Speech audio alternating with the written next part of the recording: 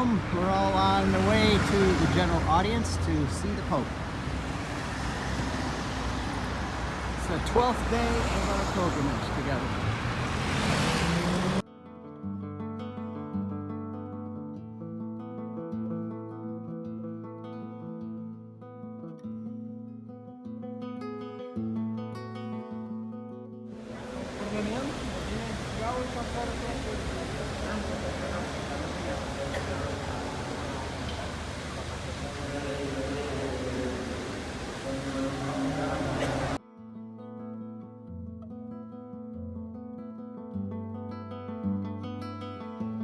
Here's the general audience. Our group is all in there for the general audience of the Pope, and there I can see the Pope in his Pope mobile. He just stopped. Or you can see it on the Teletron there. He just stopped to say hello to someone. I'll try and get a shot of him.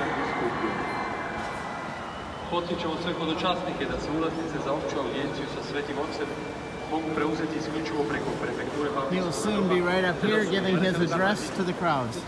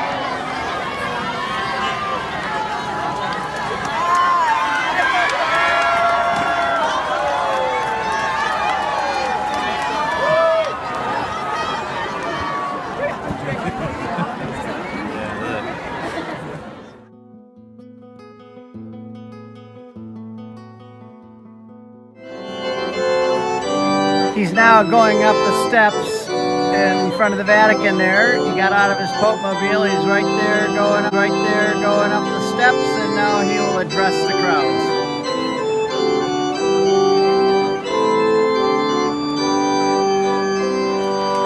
He just sat down. Il Santo Padre da ora inizio a benedizione. In nome del Padre, del Figlio e dello Spirito Santo.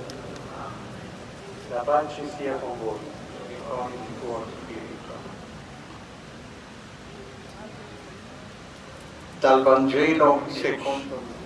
Naquele tempo, depois que Jesus foi batizado, saiu logo. They're reading the gospel in many languages because this is a very diverse crowd. We've heard it so far in Polish, French, German, English, Spanish, Italian. It just shows the beauty of the universality of the church. When the church gets together like this, there are so many different countries and peoples and tongues and languages represented. It's just like the Bible said it would be. You go out into all the world. This always gives you a great sense of the universality of the church. I think the Pope is now going to start speaking. Cari fratelli e sorelle, buongiorno. Proseguendo nella riflessione sui riti centrali che si svolgono presso il fonte battesimale.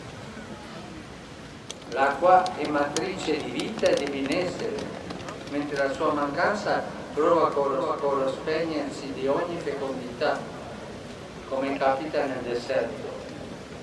We love seeing nuns and priests everywhere, but we all headed back after the general audience to our hotel and regrouped to go out for our walking tour of Rome. Luca and I are leading a walking tour of Rome with the group. Is the Bridge of the Angels? No, not yet. And here comes the group walking through the streets of Rome. We're on our way. And here we're crossing the Tiber River. Great book, by the way, Crossing the Tiber.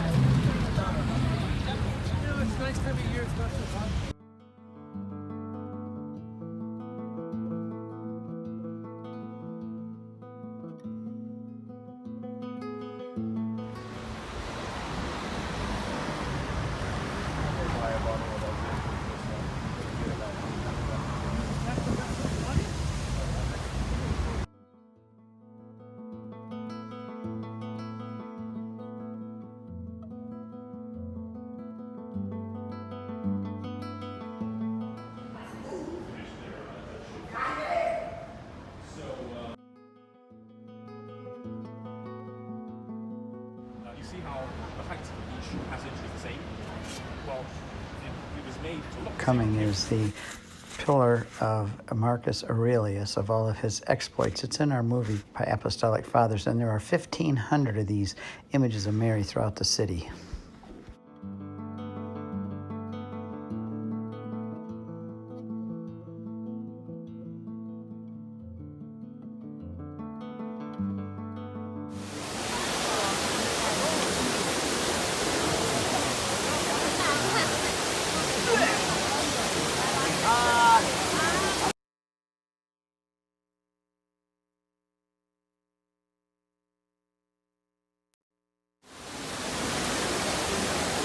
Usually we can come down here, but because there's a big football game between Rome and Liverpool, they're expecting some problems, so they have it all blocked off so that we can't get down there. Everybody scattered throughout the area around Trevi Fountain and found wonderful food or gelato, pizza, all kinds of things. Nice experiences everybody came back with. Also big beers.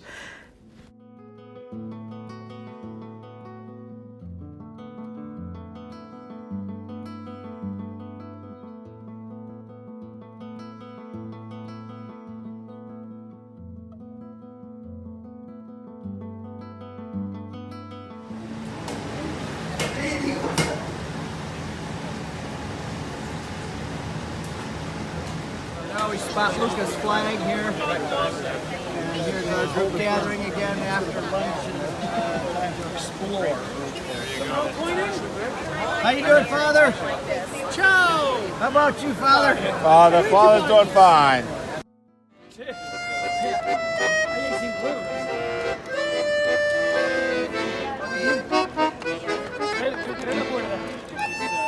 Put your finger here. That's where it's... Whoa! Whoa, Father. How many think I could get Father? I don't think you can get it.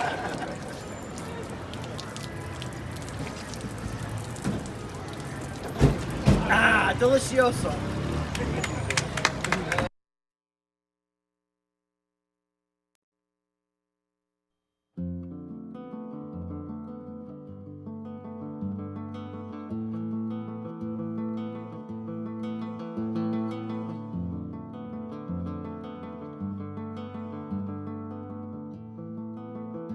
We're now in the Pantheon. size of the dome at the base. And look at this place. It kind of slims down as it goes up. So if you see there where the doors are, you see that is the width of the dome. 21 feet. Yeah, 20. Arriving at Santa Maria sopra Minerva.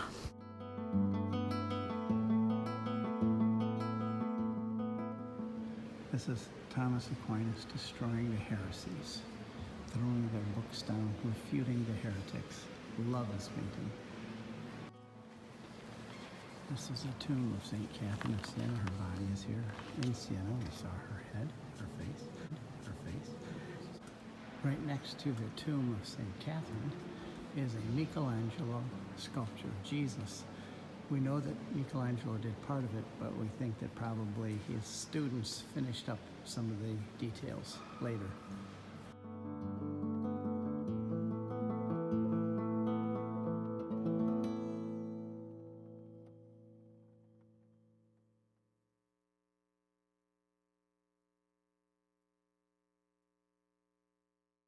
Our faithful bus is always there to pick us up, and we're now on our way across Rome to San Stefano Rotondo, where we're going to have Mass, and I'm going to give my talk about the martyrs and the changing of our country. Here we arrive at St. Stefano Rotondo.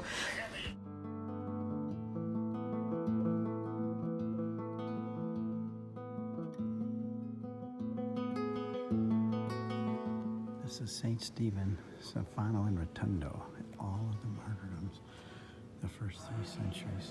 It's like a picture book on the murals. I'll show you a few of them. And all of the tortures, all the sufferings of the early Christians. They were willing to pay the price for their own souls and for the truth of Christianity in the church.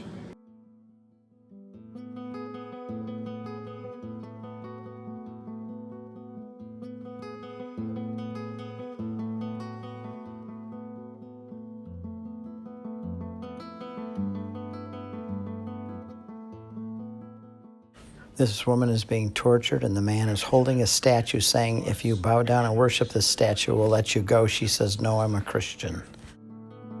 That we are going back to the paganism of the early centuries.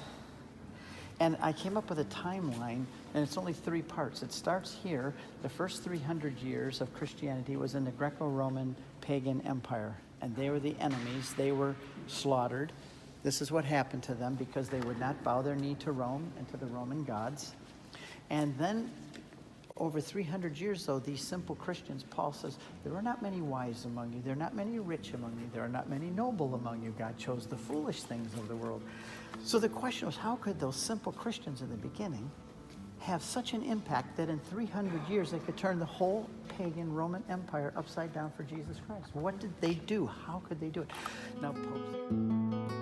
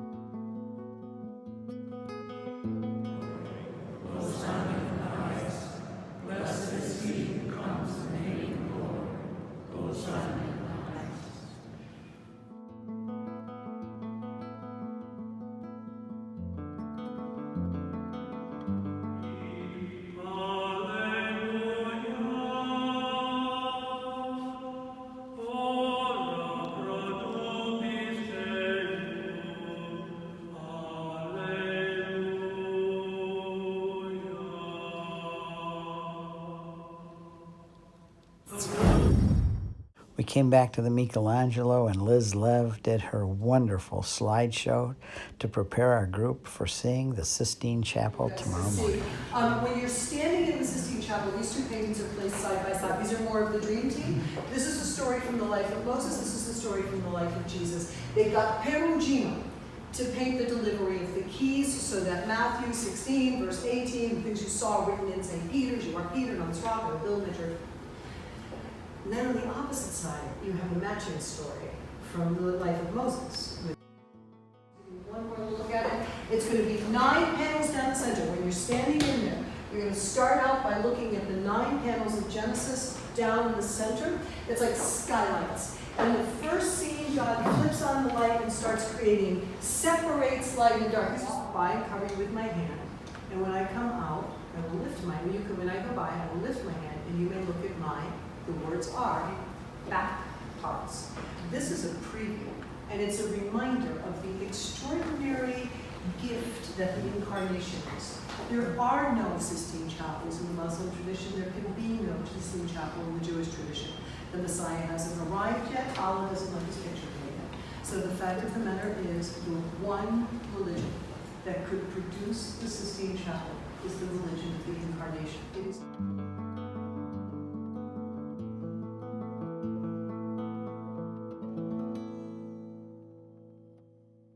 Thank you, Liz. Thank you. Give her an applause.